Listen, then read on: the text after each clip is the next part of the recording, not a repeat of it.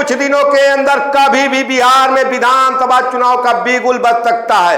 ऐसे में बड़ा सवाल, क्या बिहार एनडीए के हाथ से निकलने जा रहा है? इस सवाल इसलिए उठ रहा है क्योंकि एक तरफ जहां महागठबंधन राहुल गांधी, तेजस्वी यादव के नेतृत्व में वोटर अधिकार यात्रा लेकर बिहार की सड़कों पर उतर चुकी है और इस यात्रा को बिहार की जनता का भरपूर रिस्पांस मिलता हुआ दिखाई दे रहा है, वहीं दूसरी तरफ नई नवेली जनसुराज के संस्थापक प्रशांत किशोर भी बिहार बदलाव यात्रा लेकर चल रहे हैं और बिहार की जनता प्रशांत किशोर को भी समर्थन देती हुई दिख रही है।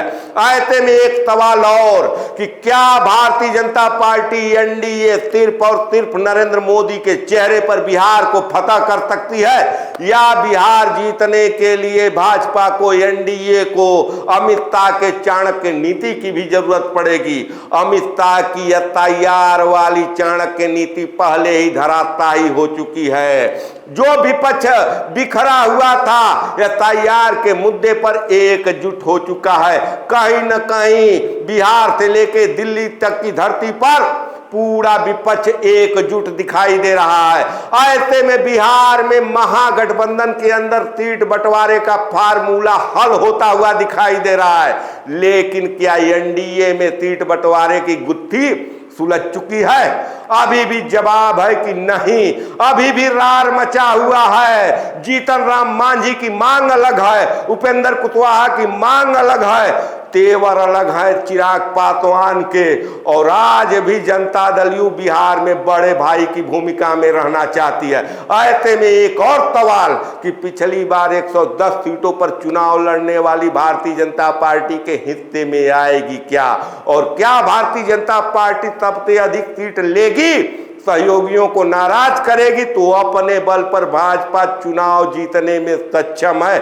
आज भी भारतीय जनता पार्टी को देखने वाले, जानने वाले को पता है कि भाजपा के पास वोट शेयर तो सबसे ज्यादा है, लेकिन चुनाव जीतने के लिए बिहार के छोटे छोटे जातिवाद पार्टियों का समर्थन जरूरी है।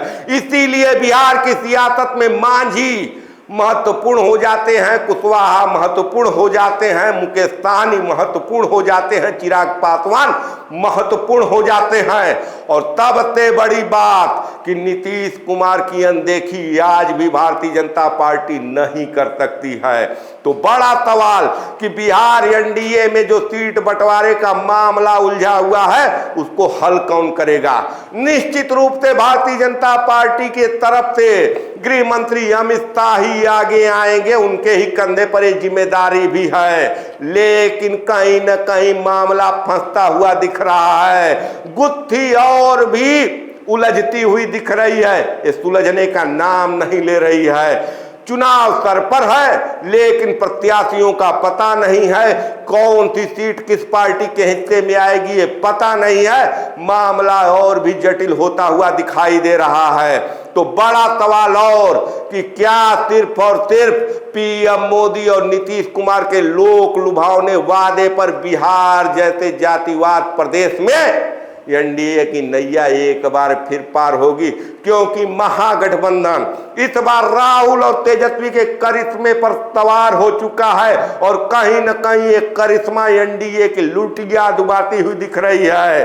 प्रशांत किशोर भी, जिनके बारे में कहा जा रहा था कि ये बीजेपी की बी टीम है, महागठबंधन को नुकसान पहुंचाएंगे, लेकिन कहीं न कहीं प्रशांत किशोर उन वोटरों की पसंद बनते जा रहे हैं जो एनडीए से नाराज हैं, लेकिन राजद को वोट नहीं देना चाहते हैं, महागठबंधन के साथ नहीं जाना चाहते हैं। तो प्रशांत किशोर कहीं न कहीं एनडीए का ही खेल बिगाड़ते हुए दिख रहे हैं। ऐसे में बिहार की नैया कौन पार लगाएगा? सिर्फ और सिर्फ सेंट्रल का नेतृत्व ही बचा है। राज्य में बिहार का अपना कोई नेतृत्व नहीं है। अभी भी बिहार में लोकप्रियता के मामले में सम्राट चौधरी काफी पीछे हैं। विजय सिन्हा तो 2-2 एपिक नंबर के चलते काफी विवादित भी हो चुके हैं। तो एसआईआर का मुद्दा एक तरफ जहां सुप्रीम कोर्ट का हथौड़ा चलने के बाद फेल होता हुआ दिख रहा है, वहीं एसआईआर के मुद्दे पर पूरा विपक्ष एकजुट होते हुए दिख रहा है, वहीं प्रशांत किशोर भारतीय जनता पार्टी के वोट को काटते हुए दिख रहे हैं और एनडीए में सीट बंटवारे का फार्मूला भी तय नहीं हो पाया है।